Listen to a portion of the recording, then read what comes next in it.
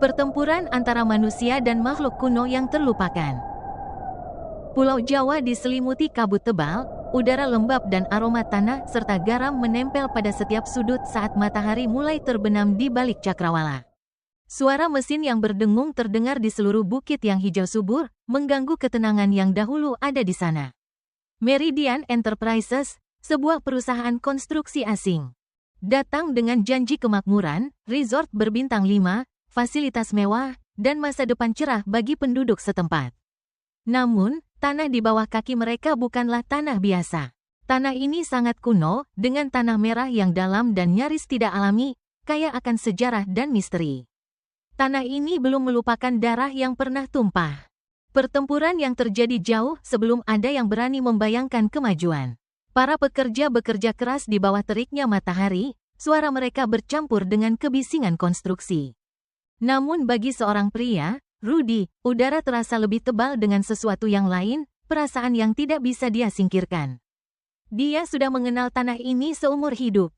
Keluarganya telah mengolahnya selama beberapa generasi. Mereka memuliakannya, menghormati sejarahnya yang sakral. Namun sekarang, saat sekopnya menancap ke dalam tanah merah itu, dia merasakannya, sebuah denyut, dalam sekali di bawah permukaan. Getaran menyusup ke lengannya, sebuah gelombang panas yang sangat kuat. Dia terhuyung, mundur sejenak saat tanah di bawah kakinya berdengung dengan kehidupan yang tidak wajar, panasnya seperti napas yang demam. Jantungnya berdegup kencang di dadanya, keringat menetes di dahinya. Rudy, sebuah suara memanggil dari belakang. Hasan, seorang pekerja muda, melambaikan tangan dari pinggir lokasi, tetapi Rudy terlalu terpaku pada tanah untuk menjawab. Kemudian, rasa sakit tajam menusuk dadanya. Dia terguncang, penglihatannya kabur saat perasaan takut yang luar biasa menguasainya. Udara terasa semakin sesak, seperti tercekik. Dan kemudian, bisikan itu datang. Pergilah, tinggalkan tempat ini. Suara itu datang bukan dari udara, tetapi dari dalam tanah itu sendiri, bisikan yang dingin dan menembus jiwanya. Tanah di bawah kakinya mulai berdenyut seolah hidup, menggema dengan kemarahan yang telah lama terkubur. Lututnya melemas, tubuhnya kejang, lengan-lengannya bergerak tak terkendali. Mulutnya berbusa, ia terengah-engah, namun dunia pun menggelap. Para pekerja berkumpul, bingung melihat tubuh Rudy yang kejang-kejang. Mereka menonton dengan panik saat Rudy dibawa ke tenda medis. Begitu mereka membaringkannya, pernapasannya sudah lemah, hampir tidak sadar. Dia butuh istirahat, kata sang medis sambil menyeka keringat di dahinya. Mungkin kelelahan, kita sudah bekerja keras. Namun Rudy tahu bahwa yang terjadi jauh lebih buruk. Pikiran-pikiran tentang penglihatannya yang mengerikan. Gambaran tentang buto kuno, makhluk kuno dan mengerikan yang pernah menguasai tanah ini. Sebuah makhluk ya yang terlahir dari amarah tak terucapkan, yang tulangnya terkubur jauh di bawah tanah. Itu terkutuk, bisiknya pelan. Tanah, dia mengingatnya, kalian tidak tahu apa yang kalian lakukan. Para pekerja saling bertukar pandang. Beberapa tertawa dan menganggap kata-katanya sebagai omong kosong, sementara Mel Hargrove, sang manajer, berdiri kaku, matanya tajam menatap. Sudah cukup dengan tahayul ini, kata Hargrove dingin. Suaranya memecah ketegangan. Kita lanjutkan, tanah ini akan menjadi milik kita. Dan dengan itu, penggalian pun berlanjut. Hari-hari berlalu, dan panasnya semakin menyengat. Matahari memanjang bayangannya di atas situs konstruksi, namun sesuatu yang lebih gelap tengah terjadi. Satu persatu, para pekerja mulai jatuh sakit. Dimulai dengan keluhan ringan, sakit kepala, mual, tapi segera meningkat menjadi hal yang lebih parah. Beberapa mengaku mendengar bisikan dari dalam tanah, suara yang berbicara dalam bahasa yang tak mereka mengerti, memohon agar mereka mundur. Tapi mereka tidak bisa berhenti. Mesin telah menggigit tanah, dan tidak ada yang berani menghentikan kemajuan itu. Kemudian datanglah mimpi-mimpi itu. Penglihatan yang menakutkan tentang makhluk-makhluk skeletal yang bangkit dari tanah. Tentang sosok-sosok raksasa dengan mata kosong, lubang hitam yang menembus ke dalam jiwa. Makhluk-makhluk ini telah terkubur berabad-abad lamanya. Namun kini mereka mulai bergerak, terbangun dari tidur panjang mereka. Tulangan mulai bermunculan. Awalnya, hanya potongan-potongan kecil, tulang paha, tulang rusuk berserakan di seluruh situs. Namun segera, Tulang-tulang itu menjadi lebih besar, sangat besar, tulang paha yang sebesar batang pohon. Tengkorak yang retak setelah berabad-abad terkubur.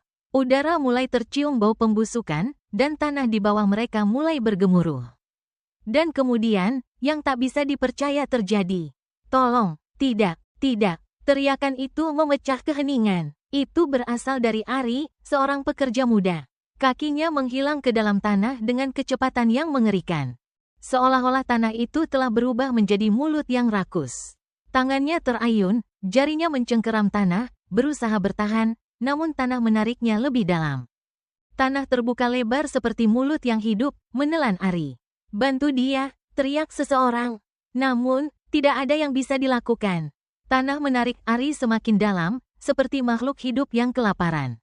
Teriakan Ari tertelan, tubuhnya diseret ke bawah permukaan. Para pekerja terkejut, mundur ketakutan.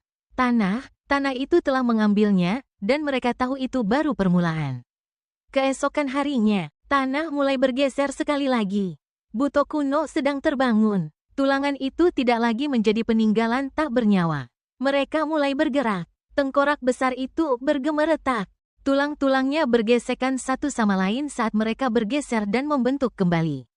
Suara berderak yang mengerikan memenuhi udara. Lebih keras sekarang, saat Buto kuno, makhluk legenda, mulai bangkit dari dalam tanah. Tulang-tulangnya retak dan membentuk kembali, tubuhnya meregang dan berubah, seolah-olah tanah itu telah menjadi penjaranya. Makhluk itu sangat besar, menjulang tinggi di atas para pekerja, tengkoraknya pecah dan kosong, matanya yang hampa menatap mereka, para penyerbu yang berani mengganggu tiduran kunonya. Tanah di bawah mereka mulai bergetar. Retakan terbuka, seolah tanah itu sedang berjuang untuk menahan kebangkitan makhluk itu. Namun sudah terlambat, tanah di bawah para pekerja mulai berguncang, retakan terbuka semakin lebar. Udara menjadi lebih berat, dipenuhi kekuatan kuno. Para pekerja berlari, menghindar, tetapi tanah itu lebih cepat. Ia menarik mereka satu persatu, menelan mereka dalam kegelapan. Tubuh mereka terpelintir dan patah saat jari-jari skeletal muncul dari tanah, merobek daging dan tulang mereka. Itulah amarah dari Buto kuno yang terlahir kembali. Dalam kekacauan itu, Rudy mendapati dirinya kembali ke lokasi tersebut, seolah ada sesuatu dalam tanah yang memanggilnya, memaksanya untuk kembali. Ingatan tentang leluhurnya memenuhi pikirannya, cerita tentang Buto kuno. Makhluk yang amarahnya tidak pernah benar-benar padam. Tanah itu sendiri menyimpan kemarahannya, dan sekarang, ia terbangun. Tanah ini tidak akan pernah lupa. Rudy berdiri di tepi jurang yang semakin dalam, di mana Buto kuno yang menjulang tinggi tampak mengerikan.